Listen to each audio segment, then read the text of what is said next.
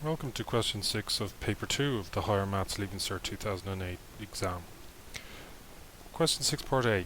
In a certain subject the examination consists of a project, a practical test and a written paper. The overall result is the weighted mean of the percentages achieved in these three components, using the weights 2, 3 and 5 respectively. Michael scores 65% in the project and 80% in the practical, that's the first two. What percentage mark must he get in the written paper in order to get the overall result of 70%? We start by asking what the total of the weights is. 2 plus 3 plus 5 equals 10. This is what full marks is, but Michael only needs 70% of this total, which means 7. So what we can do is create an equation where we multiply the weights by the percentage marks in each of the three parts. Let's pretend we don't know any of the marks and call them A, B and C. The equation would then look as follows. 2a plus 3b plus 5c is equal to 7. C is the real unknown, so let's arrange the equation so that it stays on its left on its own. So c equals 7 minus 2a minus 3b all over 5. But of course we are given a equal to 0.65 and b equal to 0.8, which we get by turning the percentages into decimal numbers. So we merely need to substitute these values in now, and we get, as shown, which is 7 minus 1.3 minus 2.4 all over 5, which equals 0.66, which equals 66%, which is what Michael now needs in his written paper to get an overall 70%. So that's part A finished.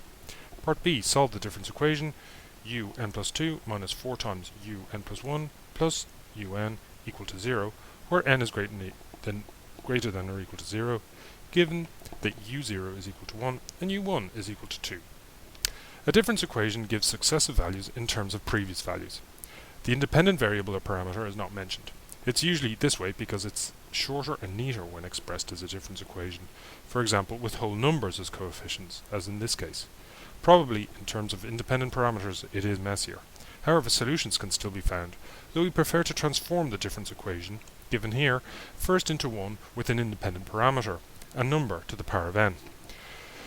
With un plus 1, n plus 2, depending on the previous two terms, we can guess that the solution looks something like un equal to r to the power of n, which implies that un plus 1 is equal to r to the power of n plus 1, which we can use in the given difference equation to get r to the power of n plus 2 minus 4 times r to the power of n plus 1 plus r to the power of n equal to 0, which implies that r squared minus 4r plus 1 equals 0, which we get by dividing across by r to the power of n.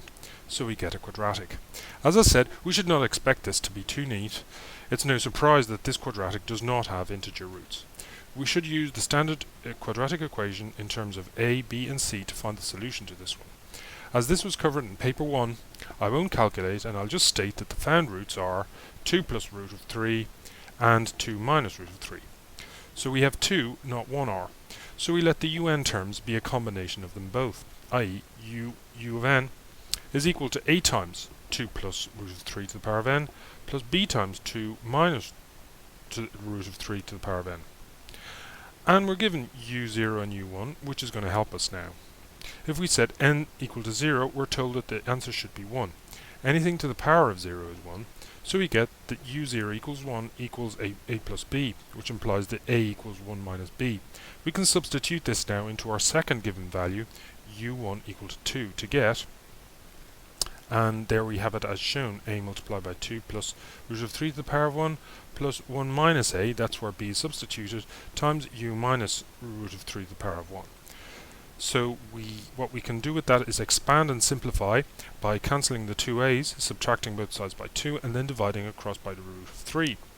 We end up with a equal to a half, which means that b must equal a half. So we can write the equation out now. U of n is equal to a half times a plus root of 3 to the power of n plus a half times u minus root of 3 to the power of n, which is the desired solution. So we can move on to part C now. A bag contains discs of three different colours. There are 5 red discs, 1 white disc, and X black discs. 3 discs are picked together at random. Write down an expression in X for the probability that the 3 discs are all a different colour. Okay, this is a question about grouping a collection or a bag of different coloured objects into sets of 3. Because we are asked to choose 3 at random, To calculate the probability, we need to remember that we must first get the total number of combinations possible, and then divide this into the number of times certain types of combinations can occur. If we were indifferent to the types of combinations, we could say that all are equally possible. However, we are not indifferent. We have 5 red discs, 1 white disc, and X black discs, and we're specifically interested in the group of 3 where all the discs are a different colour. This means we have to calculate how often this can occur and multiply it by the probability of each combination occurring. Okay, what are the number of possible combinations? We use the n choose r notation, which should be known by heart beforehand. 5 of the red discs plus 1 of the white discs plus x of the black discs, and from those we have to choose 3. So we expand in factorials as usual, and then we get x plus 6 times x plus 5 times x plus 4 all over 6. The probability of any combination at all occurring is the reciprocal of this, or we simply invert and we get as shown. So let's look at how often we can possibly get a set of 3 different colored discs. If we say that the first one has to be red, then none of the other 4 reds can be chosen for the next 2. In fact, for the next 2, we only have x plus 1 to choose from, and that's from x plus 1 we choose 2.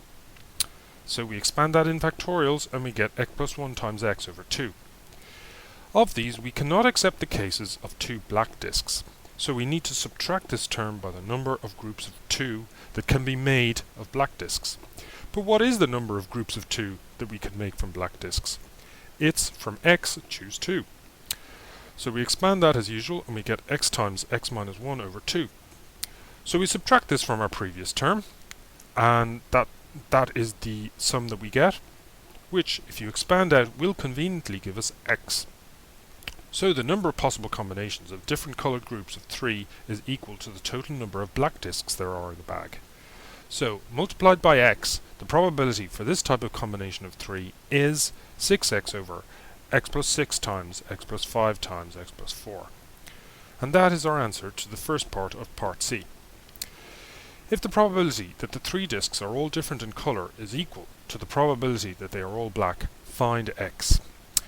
In fact, we're talking about the same bag and discs, so we needn't deal in probabilities at all, and we can change this clue to say that the number of combinations of 3 which are all black must equal the number of combinations of 3 where all colours are different. So how many combinations of 3 of all black discs are there? It's from x, that's the total number of black discs, choose 3.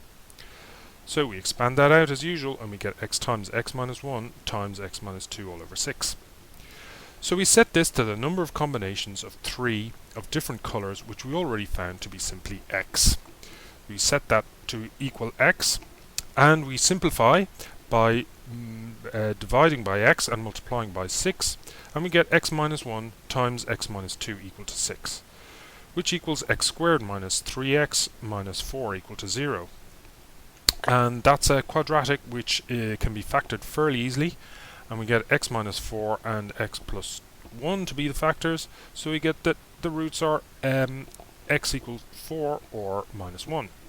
The negative x value, minus 1, is impossible in this practical case, so the answer has to be 4.